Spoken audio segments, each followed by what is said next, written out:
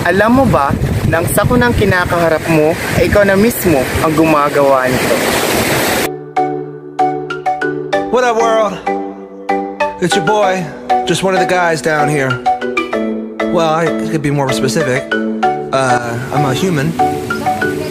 And I just wanted to, for the sake of all of us Earthlings out there. Mahal mo ba ang mundong kinatatayuan mo? Pwes, mahalagaan mo ito. We love the earth, it is our planet. We love the earth, it is our home. We love the earth, it is our planet.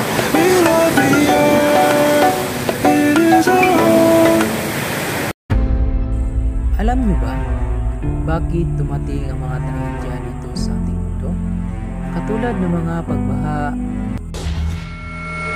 Ito ang mga eksenang bumungad sa mga rescue helicopters Huwebes ng umaga sa Joso City, Japan.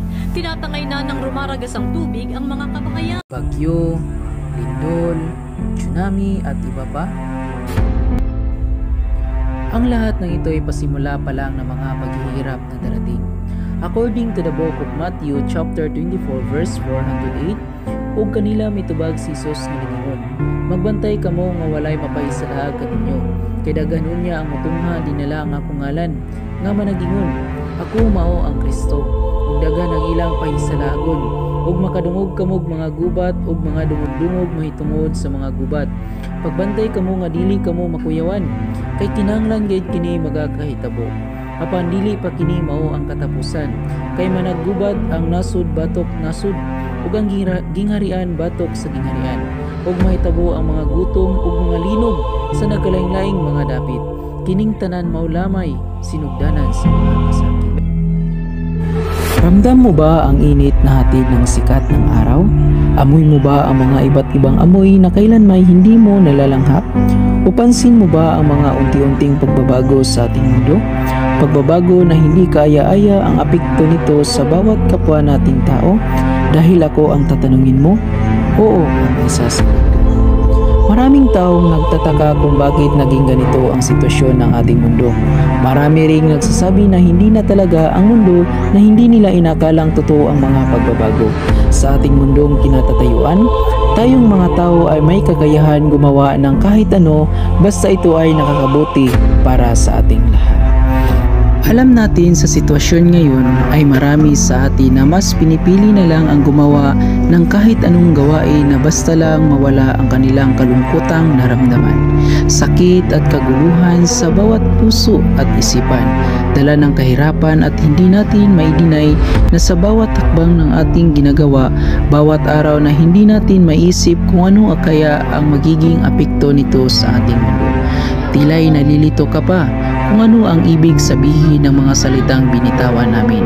Ang nais po naming ipahiwatig ay ang bawat hakbang ng ating ginagawa, hindi na natin maisip na mali na ito at ang masaklap na trahedya ang kasunod nito at ito ang mga problema. Una, maraming mga tao na kahit saan nagtatapon ng mga basura.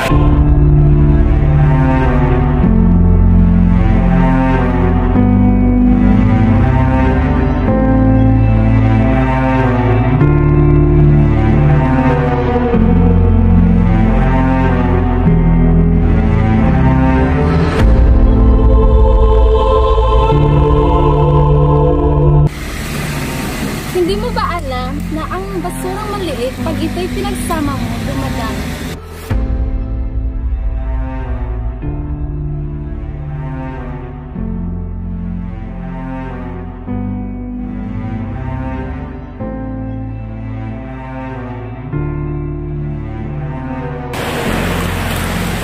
Ang mga basura na ito ay maaaring makapagdulot at makagawa ng isang sakuna.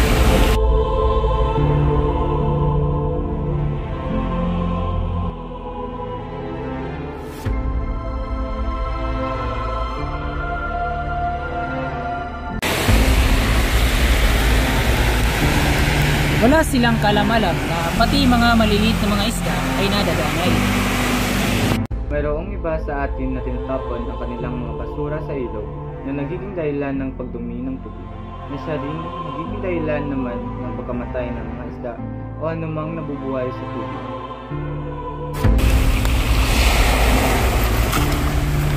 Pangalawa, ginagawang kasiyahan nila ang pagputol ng mga punong kahoy.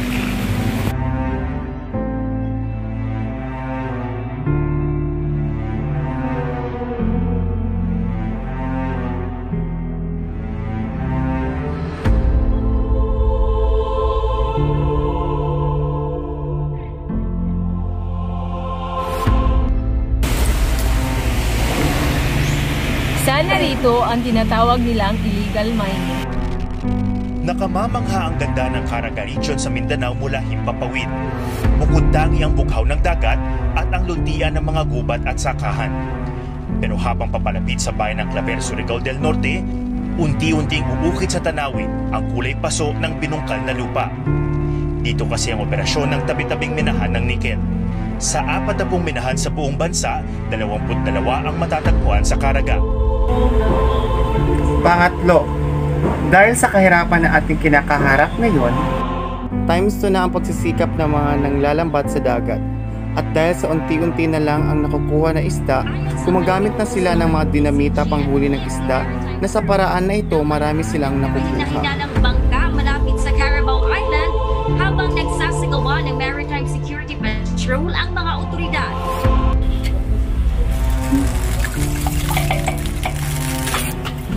Pang-apat na problema ay pag-aksaya ng tubig.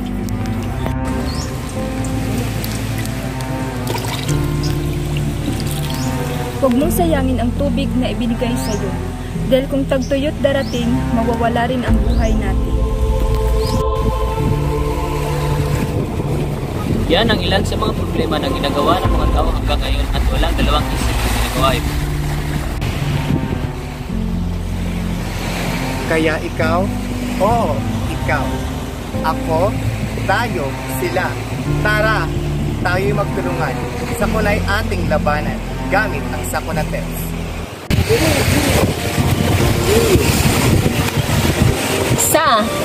Sa sarili siguruhing basuray ilagay sa tamang lalagyan. Nakatutulong sa pagpapanatili ng kalinisan at kaayusan ng kapaligiran sa pamamagitan ng segregation, pag-iwas sa pagsusunog at recycling. Ngayon, ipapakita ko sa inyo ang tamang pagtapon ng mga basura sa basurahan. Napay ko sa nabubulok, di nabubulok, recyclable at residual. Dahon na nabubulok.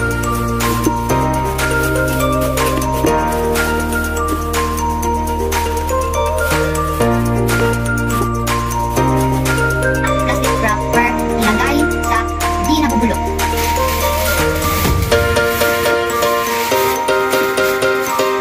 Recyclable kaya sa plastic bottle at carton.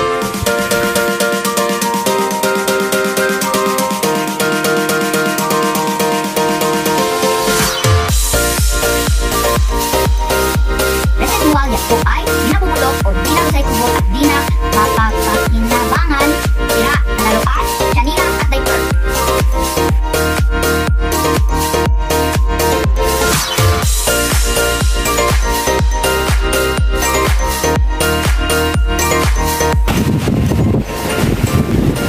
Hey, kalikasan ay mahal. Ugaliing karagatan ay bigyan pansin.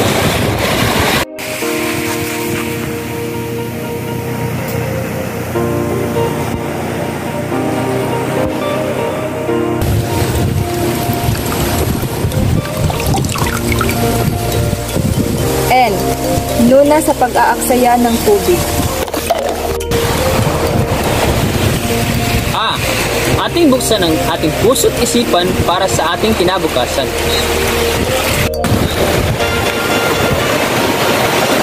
Kaya tara, Sakunay puksain gamit ang Sakuna Tips Link.